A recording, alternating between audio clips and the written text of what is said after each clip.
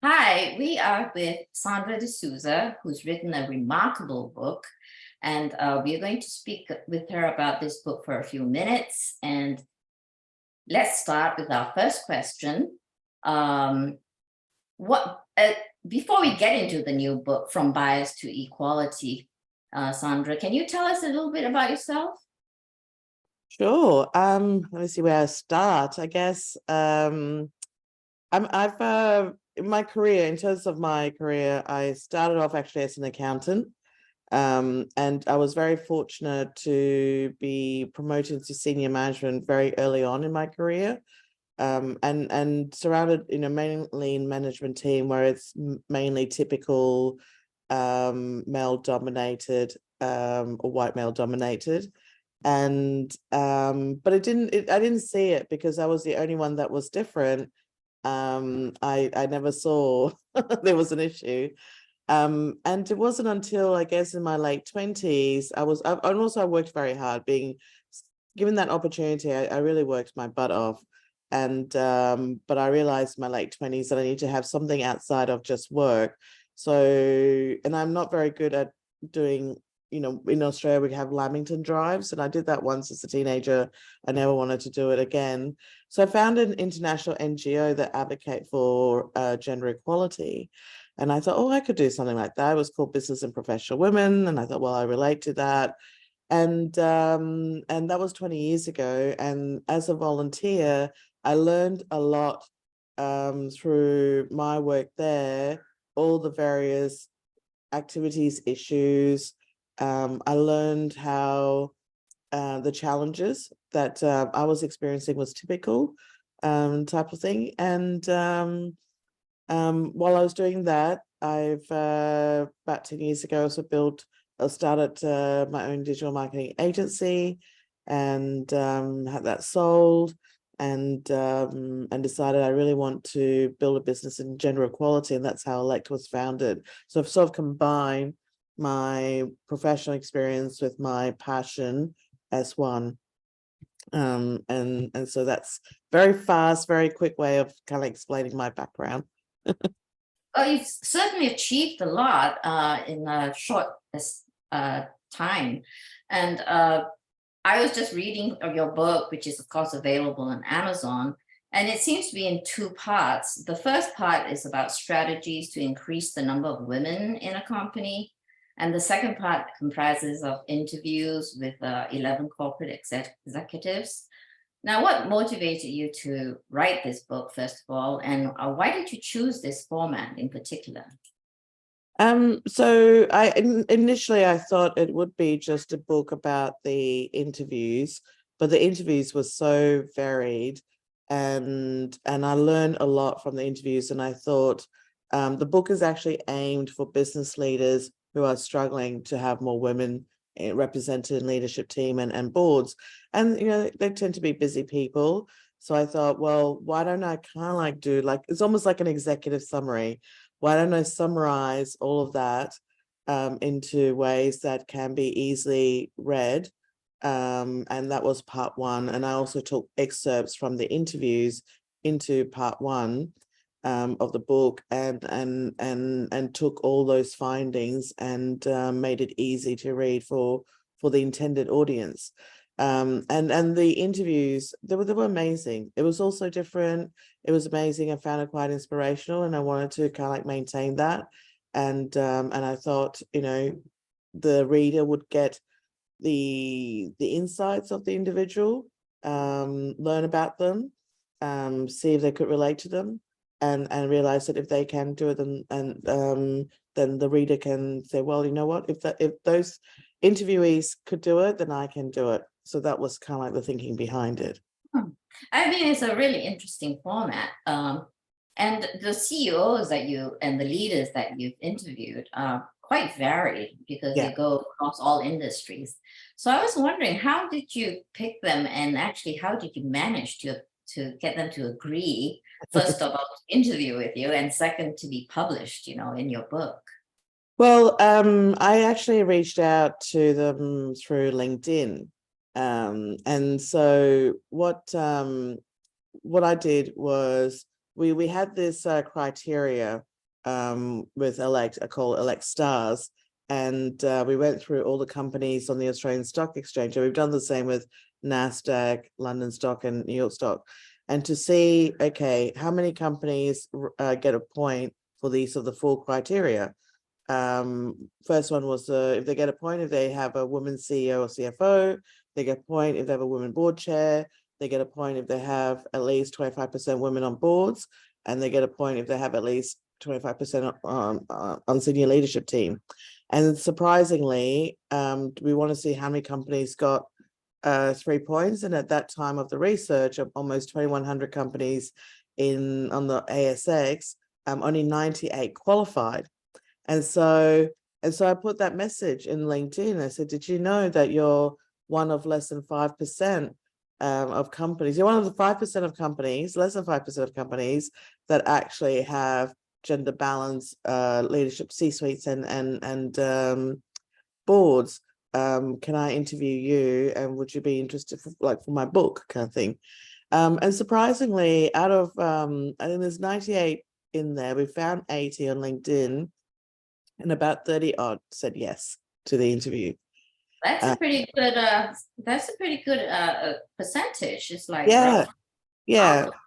Well, but not like, and so I would do the initial interview so that they see me as a real person. I'm not a scam, and then I would personalize the questions and then send them through.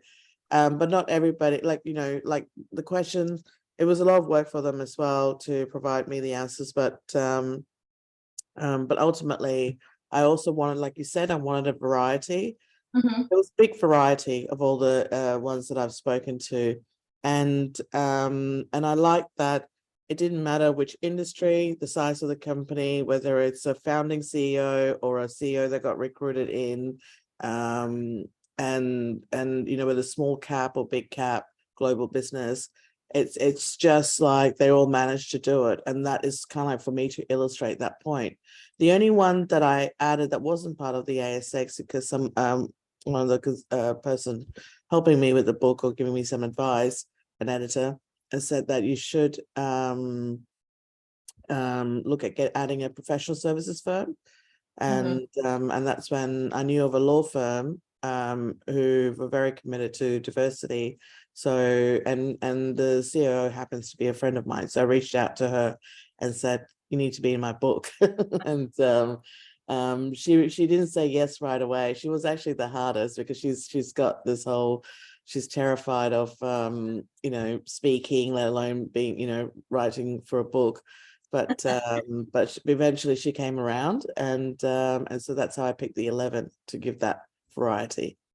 Yeah, it's very interesting to read the interviews, and also kind of shocking that such a low percentage of firms have women in the C-suite and boards. You'd think there would be more in the 21st century. What are some of the reasons you think that it's such a low representation of women? I think that it's really the true commitment, and that's the difference. I saw what I found with the CEOs, like I said, with the variety and different sizes, is that the CEO is actually committed to diversity, and because of that commitment, they empower their team, they speak to the boards, they ensure the recruitment approaches would allow diverse candidates to come through, and that's the true kind of like differentiator from what I've seen in the various conversations that I've had outside of the book. The reasons that I hear is they feel there's not enough women in the pipeline. The same old argument, I know. Women were in the industry, male dominant industry, you just don't see many women there, which I've proven wrong. And the worst one that I've heard, which I did put in the book, was despite how committed they are into diversity policies, and I was blown away by the work, the CEO said, well, women have to go and make babies, so it's just not easy to get them to come up the ranks and be in C-suites. Oh, So wow. Yeah. So it's really it's the beliefs, it's the unconscious bias, Yeah, or I also, call it unintentional bias. yeah, That they don't realize that that sort of biases is what's preventing women being recruited in at that level. yeah. And it's not. I think I'm not sure if you interview any nonprofits. Probably not because they're in the ASX. Yeah. But I used to work in the academy, and in the finance academy, representation by women was so low. It was Yeah. minimal. But it was very funny because the reason you gave, oh, there's not enough women in the pipeline, was always used. Yeah. Yeah. Yeah. Yeah.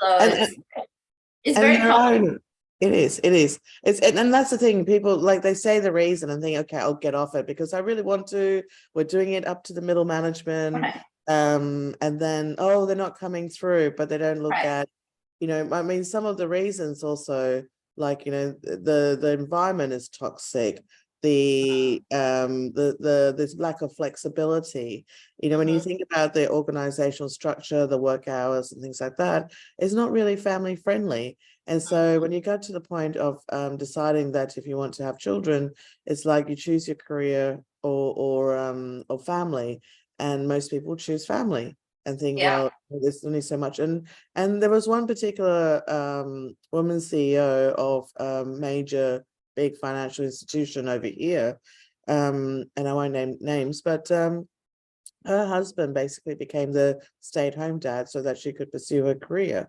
kind of thing, right. like the reversing. And what we're seeing now, by the way, is there is a push for more fathers to take paternity leave.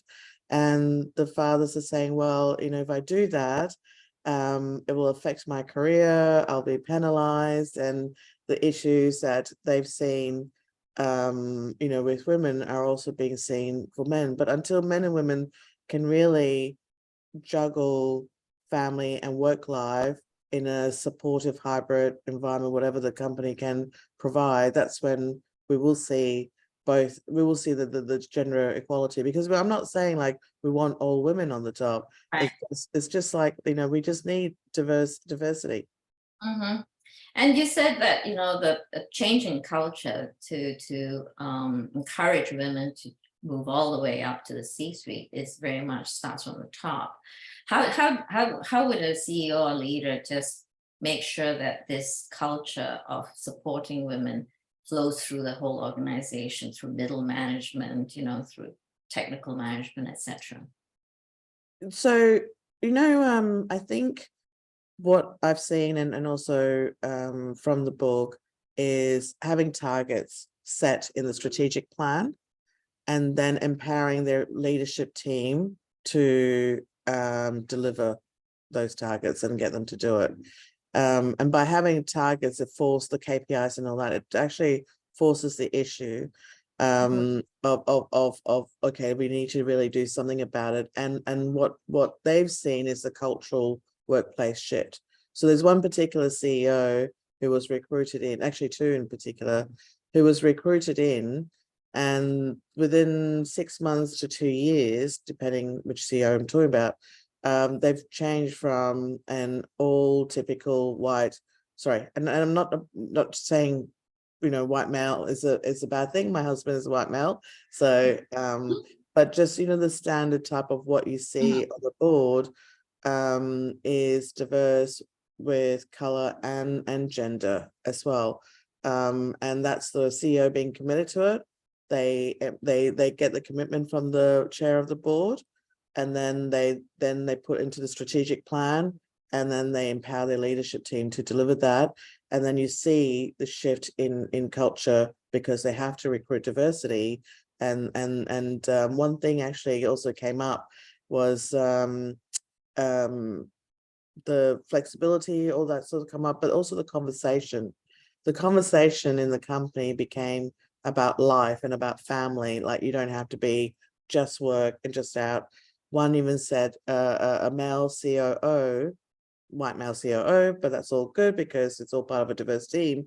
He was very committed to domestic violence initiatives to help that, and he could openly talk about that, and she was very proud of that, to see that. And so the culture when you start seeing these targets are being met, the culture also helps. I just also want to point out though, is about tokenistic. Having just one in there is not enough, because that won't shift the culture. And it's a lot of pressure for that particular person, and in this case, women, and to not be given the necessary support for her to flourish in those sort of roles. So it needs to be target the 40-40-20 rule is quite good. I don't know whether you've heard 40 men, 40 women, 20% can go either way, because it's very hard, obviously, to do 50-50. And it is ultimately recruiting the best candidates one way or another, but taking into account of the 40-40-20. Yeah. So it sounds as if the CEO and the chair must totally be on board and be in sync about It this. helps. To get Yeah. it.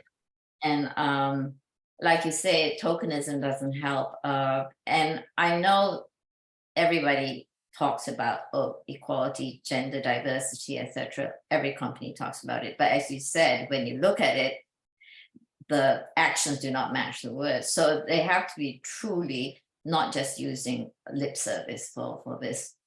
Exactly. And I'm calling it out, and that's the whole thing. And so that's the purpose also of the Elect Star. So we created this because of that full criteria. We thought, how do we make sure we celebrate the companies that are doing it? And Elect Star's full criteria, you either achieved it or you haven't achieved it, and then they can showcase that they've got the badge of honor to say we are really committed to it. We say what we are doing. We're doing what we say. You know what I mean? Right.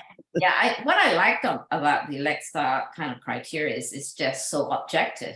It's just a number. It's not like touchy-feely. It's like, how do you feel about the company? It's just like, okay, this is how many people you have on the board. So I think that's as fair as you can get in terms of measuring success in gender diversity. Correct.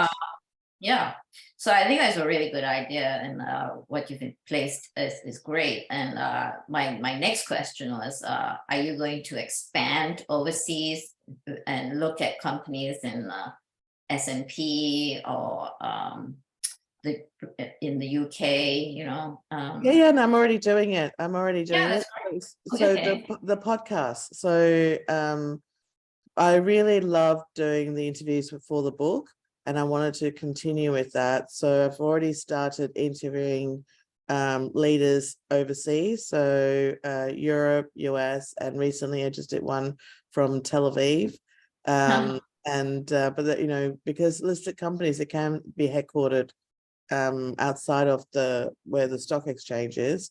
So that really helps in terms of just learning more about the leaders, and I'm seeing the commonality still through that. Yeah. What is the commonality then between these leaders? Were they like just brought up in a very gender neutral, gender equal family, or was they just taught that? Yeah, so their commitment came from either that they were exposed in a work project that they saw amazing initiatives internationally, type of thing. So how women can one of the mining one talked about that, he was in Vietnam, Laos, sorry, and saw women driving trucks there, type of thing, just was very that culture was very much embracing women to work in generally what was male perceived roles. I also do a little survey, so I ask for their background and the stories, and either that they were brought up by strong women or sisters and understood that, or they have daughters and they want a better world for them, in a way. I think Those are good reasons, especially the daughters ones, because they can see what happens when there is gender discrimination. So I'm really glad that you're doing this globally, and we'll put a link to the podcast, of course, so people can Thank you. take part in and watch them. Um, a lot of people say, yeah, it's all good, and you're just being very socially conscious, but is it really good for business having Yeah, I mean, I'm shaking my head saying it's not just about doing good. Obviously, that is right. important, but the whole and the book subtitle kind of like, saying it drives performance and innovation and profitability, success. It's so one CEO in particular who well, actually one didn't make it to the book, but I still read. I'm going to go back and get him to be part of the podcast, but he's just said that diverse thinking, he says that like people expect the CEO to know everything, and but the CEO doesn't know everything, and so you need to have a really good leadership team, and diverse thinking is where you get the best out of everybody's perspective and make very good business decisions out of it. There's another company who's part of the book, there's and they're an IT company, and they are leaders in their field. They're the only one that known for their innovation, and their share prices have gone up compared to their competitors. So I'm just pulling out a couple of examples. One other interviews will also in the book talked about this book called Exponential Organization. And it's a well-known book about how to grow your company exponentially, and it talked about having diverse teams as well. So there's I'm just giving you a very small example, but there's research after research also have analyzed companies and say whether it's about women CEOs, whether it's about a diverse team in gender and race, have always performed better than just non-diverse team. Yeah, and I think there is a lot of well, I think there is empirical evidence showing that a more diverse team actually leads to better performance. It's not just, we're not just talking. There is actually hard evidence about that. Exactly. So the book is really, like I said, aimed at business leaders who are struggling to have more women in the leadership team and the boards, and to show like it's not about just like your strategy of how to do it, but if you want to grow your business, if you want your business to be even for like successful, you need to do it. Yeah, and your book has been great. It's been a huge success on Amazon. I believe it's in the Amazon top selling list. Yeah, I made it to #1 bestseller on the day of the. Congratulations on that. Thank I think you. it's a very useful book, and people really need to read it, especially seeing the low representation of women in top firms, in not just in Australia but around the world. But having done such a good job with this book, Sandra, do you plan to write another book? What are your plans about your writing career now? I mean, no, you as a fellow author, you know that it just took so much time and life out of it. Like during the holidays, my family would be asleep and I'll be at night typing away, and weekends. And I've also spent, said to my husband, I need to book myself into a hotel room just to finish the book or work, get further in it. So look, I think I'll continue with the interviews, like I said, for the podcast. Another book, what I would like to do, kind of like a little bucket list thing, is to write a novel, so a fiction one. But it probably won't be for another year. It's like my last book was 8 years ago, so I don't know if the next book will take me 8 years. Hopefully not that long, but certainly I would love to write another book, and I guess we'll see, out of everything, what has come about, what other knowledge that I could share, and if I have time, try and do a novel somewhere along the line. And of course, your novel will have a female hero, and Yes. Oh, you know me. she'll Totally. be fighting for the rights of women and and downtrodden men, and just for the people who are oppressed, right? It's kind of like, yeah, a superhero. Yeah, well, I think the world is ready for it. So I think so, definitely. yeah. Well, Sandra, thank you very much for the time that you've taken to speak with us. And I'm sure our readers would love to get your book. I will put a link to it. And let's hope it stays #1 on the Amazon top selling list. We'll Thank you. this. And we'll talk to you soon. And good luck on your novel. Thanks, Cara. Thank you so much for having me on for this interview, and I really appreciate you supporting my book and allowing me to talk about the work and try and change the world. I say yay, let's change the world. Yes. Thank you. Thanks.